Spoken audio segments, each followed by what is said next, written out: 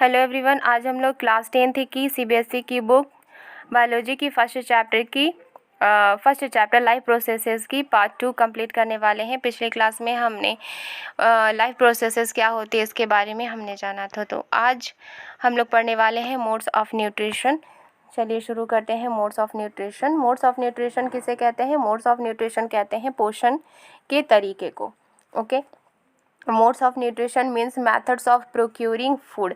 जो modes of nutrition होता है उसका मतलब क्या होता है? खाने को हासिल करना, वो तरीका जो जिससे खाने को हासिल किया जाता है, और ऑब्टेनिंग फूड, और फूड को ऑब्टेन किया जाता है बाय एन ऑर्गेनिजम्स, यानी एक ऑर्गेनिजम्स के जरिए जो खाने को हासिल करने का खाने का जो तरीका होता है उसे मोड्स ऑफ न्यूट्रिशन कहा जाता है। किस तरह से उनको न्यूट्रिशन मिलती है, किस तरह का उनका मैथड है। Okay, organisms differ from each other in their modes of nutrition. जो ऑर्गेनिजम्स होते हैं वो एक दूसरे से बहुत ही अलग होते हैं मोड्स ऑफ न्यूट्रिशन के according. Okay, on the basis of mode of obtaining food, और ऑब्टेनिंग फूड के मोड ऑफ ऑब्टेनिंग फूड के बेसिस पर ऑर्गेनिजम्स जो होते हैं उनको क्लासीफाई किया गया है टू टाइप्स में। एक है ऑटोट्रॉफ्स और दूसरा है heterotrophs. Thus there are mainly two modes of nutrition. इसलिए यहाँ पर दो तरह के मोड्स ऑफ न्यूट्रिशन होते हैं। पहला है ऑटोट्रॉफिक न्यूट्रिशन और दूसरा है हेटरोट्रॉफिक न्यूट्रिशन। तो चलिए सबसे पहले ऑटोट्रॉफिक न्यूट्रिशन के बारे में जान लेते हैं कि ऑटोट्रॉफिक न्यूट्रिशन क्या होता है। The term autotrophic has been derived from two Greek words. जो ऑटोट्रॉफिक वर्ड है वो ग्रीक वर्ड से लिया गया है। पहला है ऑटो, जिसका मतलब होता है सेल्फ, और दूसरा है ट्रॉफी, जिसका मतलब होता है nutrition. Okay, thus autotrophic nutrition can be defined as a type of nutrition. इसलिए जो ऑटोट्रॉफिक न्यूट्रिशन होता है वो डिफाइन किया जा सकता है ऐसे टाइप्स ऑफ न्यूट्रिशन के रूप में in which organism synthesise organic material, जिसमें जो ऑर्गेनिजम्स होते हैं वो मैन्युफैक्चर करते हैं ऑर्गेनिक मटेरियल, जैसे कि फूड हो गया, फ्रॉम सिंपल ऑर्गेनिक सोर्सेज, और किनका यूज़ करके? सिंपल इनऑर्गेनिक सोर्सेज का यूज़ करके। फॉर एग्जांपल क्या होते हैं ये? Carbon dioxide and water. तो इनका यूज़ करके वो क्या करते हैं? खाना जो फूड होता है वो रेडी करते हैं with the help of sunlight. और यह सनलाइट की भी इसमें ज़रूरत होती है। तो सनलाइट की हेल्प से ही वो फोटोसिंथेसिस की जो प्रोसेस है वो कंप्लीट करते हैं और अपना फूड तैयार करते हैं। द ऑटोट्रॉफिक ऑर्गेनिजम्स और ऑटोट्रॉफ्स आर सेल्फ नरिशिंग। जो ऑटोट्रॉफिक ऑर्गेनिजम्स होते हैं जो अपना फूड खुद प्रिपेयर करते हैं वो क्या होते हैं? सेल्फ नरिशिंग होते हैं, यानी खुद को नरिश करते हैं वो। Autotrophs are also called producers. जो ऑटोट्रॉफ्स होते हैं उन्हें प्रोड्यूसर्स भी कहा जाता है। तो आगे बढ़ने से पहले इसकी क्लासिफिकेशन को हम लोग देख लेते हैं मोड्स ऑफ न्यूट्रिशन के। यहाँ पर लिखा है मोड्स ऑफ न्यूट्रिशन जो डिवाइड होते हैं दो पार्ट्स में, एक है ऑटोट्रॉफिक और दूसरा हेटरोट्रॉफिक। ऑटोट्रॉफिक को भी क्लासीफाई किया जाता है टू पार्ट्स में, पहला है फोटोसिंथेसिस और दूसरा है केमोसिंथेसिस। अब हेटरोट्रॉफिक को डिवाइड किया जाता है तीन भागों में, पहला है सैप्रोट्रॉफिक और दूसरा है पैरासाइटिक और तीसरा है होलोजोइक। अब जो होलोजोइक है उसको भी चार भागों में डिवाइड किया जाता है, पहला है हर्बीवोर, दूसरा है कार्निवोर, तीसरा ओमनिवोर और चौथा है कैरियन फीडर, यानी इसे स्कैवेंजर्स भी कहा जाता है। तो चलिए शुरू करते हैं अब आगे।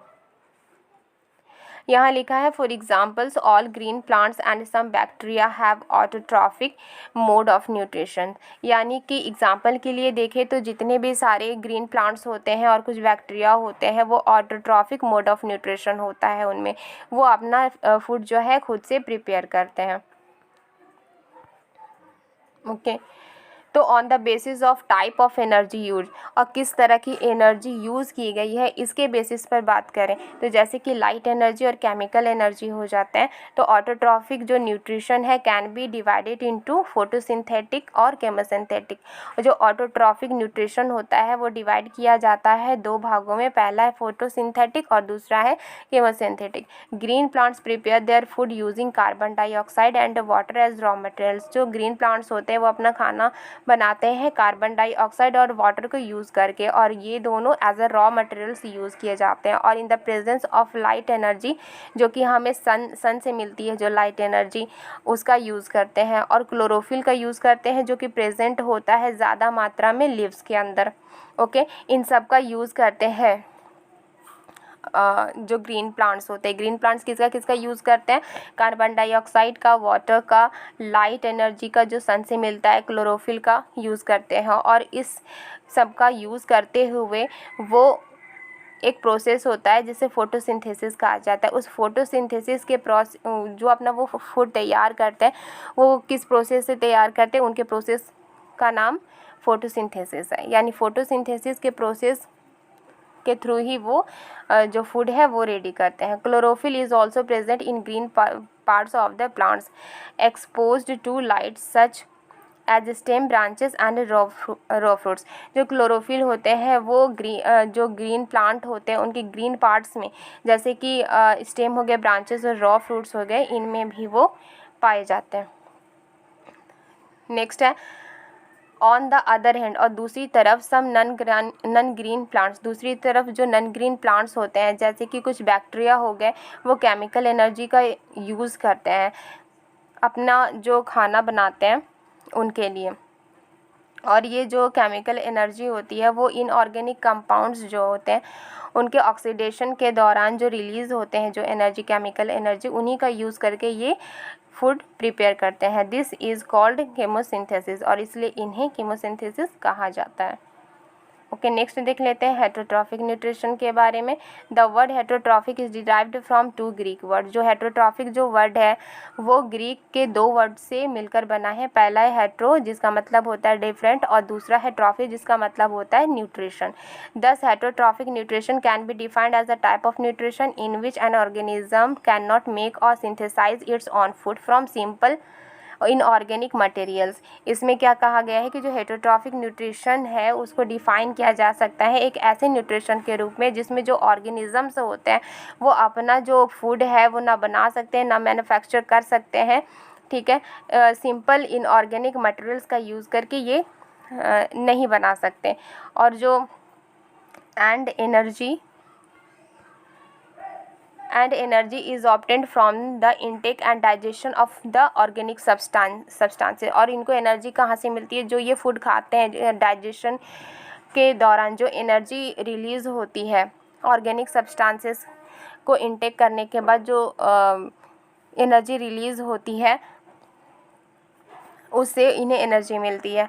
और ये ऑर्गेनिक सब्सटेंस कहाँ से मिलती है उन्हें वो प्लांट्स और एनिमल से मिलती है। ठीक है, डिराइव्ड फ्रॉम प्लांट्स और एनिमल्स, यानी प्लांट्स और एनिमल से जो फूड मिलता है उनको इंटेक और डाइजेशन के बाद उसमें से जो एनर्जी रिलीज़ होती है उसका ये यूज़ करते हैं एनर्जी के रूप में। Okay, in this type of nutrition the organic substances after their intake are broken down into simpler substances। इस तरह के न्यूट्रिशन में जो होते हैं ऑर्गेनिक सब्सटेंसेस जो होते हैं खाने के बाद वो ब्रेक डाउन हो जाते हैं, छोटे छोटे टुकड़ों में बदल जाते हैं। Which are then utilised in various metabolic processes, जो कि बाद में उनका यूटिलाइज किया जाता है, उनका यूज़ किया जाता है अलग अलग मेटाबॉलिक प्रोसेसेस में। ओके, तो heterotrophic organisms can not prepare it's own food. जो हेटरोट्रॉफिक ऑर्गेनिजम्स होते हैं वो अपना खाना खुद नहीं बनाते हैं और डिपेंड होते हैं दूसरे ऑर्गेनिजम्स के ऊपर अपने फॉर इट्स फूड, यानी अपने खाने के लिए। Thus, heterotrophs are consumers as they are dependent directly or indirectly on producers। तो इस तरह से जो heterotrophs होते हैं उन्हें consumers कहा जाता है, और as they are dependent directly और indirectly, इसलिए क्योंकि वो जो directly और indirectly depend होते हैं producers के ऊपर। फॉर एग्जाम्पल अगर यहाँ ग्रास है और यहाँ डियर है और उसके बाद लॉयन है, तो डियर क्या खाएगी? ग्रास खाएगी। और डियर को कौन खाएगा? लॉयन खाएगा। तो लॉयन किस पर डिपेंड है? डायरेक्टली ग्रास पर डिपेंड है। अगर डियर घास नहीं खाएगी तो डियर को लॉयन कैसे खा सकता है? ठीक है, तो ये ग्रो ही नहीं होगा तो लॉयन कैसे इसको खा सकते हैं? तो इसलिए डियर को पाने के लिए डियर क्या खाएगी? ग्रास खाएगी। और जब डियर ग्रो होगी तो लॉयन उसको खाएगा। तो इस तरह से जो लायन है वो डायरेक्टली और इनडायरेक्टली किस पर डिपेंड है, यानी जितने भी सारे हेटरोट्रॉफ जो होते हैं वो किस पर डिपेंड है, वो डायरेक्टली और इनडायरेक्टली वो प्रोड्यूसर्स के ऊपर डिपेंड होता है। All animals, most bacteria, fungi and some non-green flowering plants are heterotrophs। यहाँ पर कौन कौन से हेटरोट्रॉफ्स हैं उनके एग्जांपल्स यहाँ पर दिए हुए हैं। ओके, तो आज के लिए बस इतना ही। नेक्स्ट क्लास में हम लोग टाइप्स ऑफ हेटरोट्रॉफिक न्यूट्रिशन के बारे में डिस्कस करेंगे। अगर आपको कुछ डाउट है तो आप कमेंट बॉक्स में कमेंट करके पूछ सकते हैं। मिलते हैं नेक्स्ट वीडियो में। Thank you.